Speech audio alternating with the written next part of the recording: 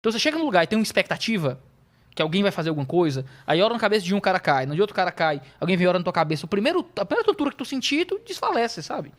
E isso é o que acontecia comigo quando eu sentia essas coisas. Isso é o que eu reproduzia com outras pessoas. Porque eu consigo reproduzir hoje. Qualquer pessoa minimamente sugestionável pode passar por uma experiência como essa e achar que isso é o poder de Deus. Qual é o problema?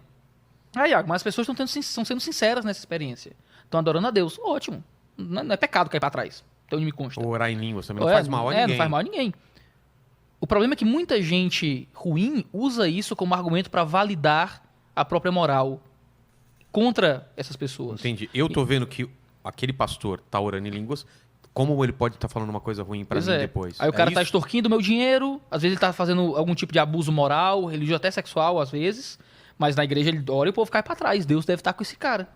Então isso vira uma validação muito perigosa. Entendi. Porque o cara faz algo que não é espiritualmente qualificável, não é nem bom nem mal, é só neutro. É só uma coisa que ele sugestiona e as pessoas acabam obedecendo, achando que é pra Deus. Estão até adorando a Deus no meio daquela algazarra toda, mas isso acaba validando o ministério de homens ruins, muitas vezes.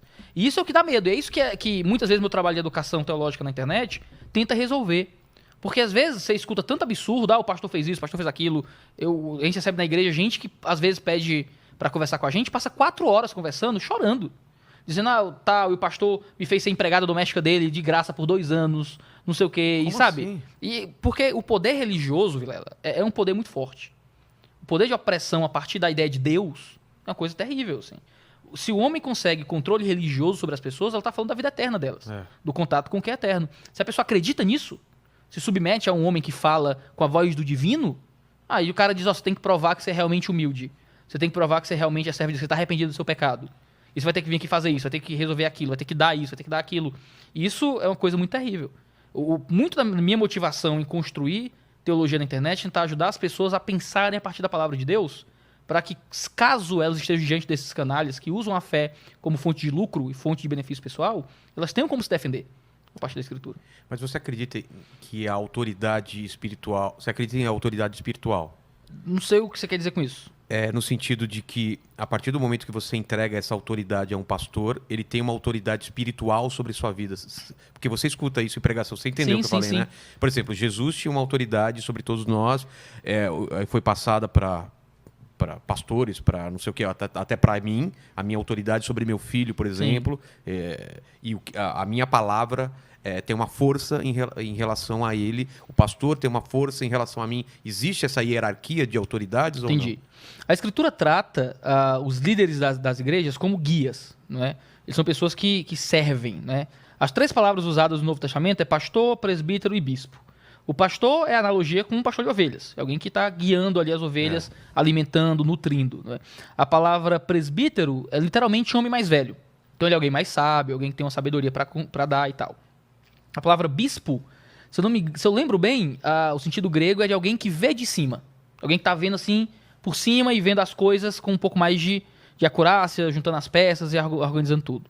As linguagens geralmente não são linguagens de muita opressão. São linguagens de cuidado, de alimento, de sabedoria, de percepção. Não é? A Bíblia fala sobre considerar os pastores no Senhor, sobre a linguagem bíblica de submissão, que às vezes é muito mal entendida, né, de você dar atenção e dar respeito a algo que alguém mais velho ou mais inteligente ou o que é que seja tem para dizer. Caramba. Já gastei te falando.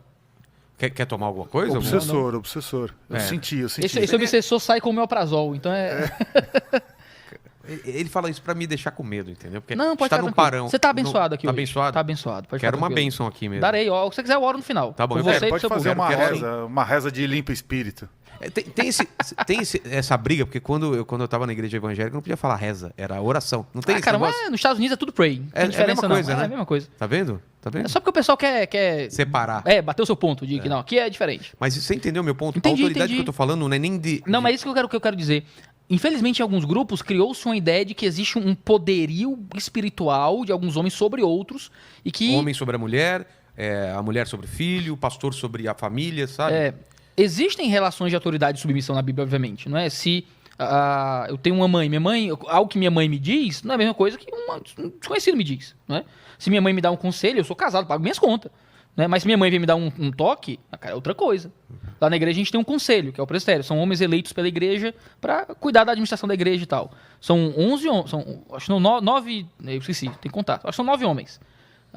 E a gente delibera e tal, e eles têm total autoridade para falar o que quiser, para me repreender se eu fizer uma coisa errada e tal. Algo que eles dizem tem um peso muito maior do que um desconhecido na rua, do que um hater de Twitter, né? Então existem essas relações de que se um pai fala uma coisa para um filho, tem um peso diferente. Não, mas o problema é que isso é atrelado a um tipo de impostura espiritual que se o pastor mandar, eu tenho que obedecer. Não, é isso que eu quero dizer. Digamos que existe um mundo espiritual, um mundo físico, e isso está além do mundo físico. Pois é muito complicado pensar assim. Porque é claro que um pastor ele está acima de um obreiro, alguma coisa assim. Mas é acima no sentido de que ele tem um serviço a mais para dar. Isso eu entendo, isso é fato. É porque em muitas comunidades, galera, até quem não é crente, assim, que não é de igreja e tal, imagina que é uma estrutura hierárquica muito forte, militar quase, que um manda no outro, e em alguns contextos pode até existir. Mas o pastor é alguém que serve, ele é um pastor de igreja, ele tá ali... O pastor ele não está mandando nas ovelhas, pura e simplesmente. Ele está alimentando, dando água, dando comida e guiando por um caminho, né? Consolando, né? Se o Senhor é meu pastor, o seu cajado e sua vara me consolam, né?